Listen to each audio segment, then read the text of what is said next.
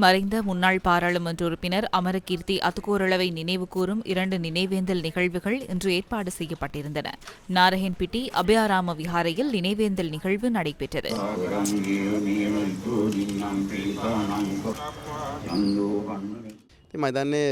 ஏதேனும் ஒரு மாற்றத்துக்காக போராட்டம் நடத்தப்பட்டிருக்குமாயின் போராட்டத்தை பயங்கரவாத செயற்பாடாக மாற்றி இந்த நாட்டின் ஜனநாயக முறைக்கு அப்பாற் சென்று ஆட்சியை கைப்பற்ற முயன்ற ஒரு குழுவும் இருந்தது. ஆகவே மக்கள் அதனை விடவும் புத்திசாலித்தனமாக இன்று சிந்திக்கிறார்கள் என நம்புகின்றோம்.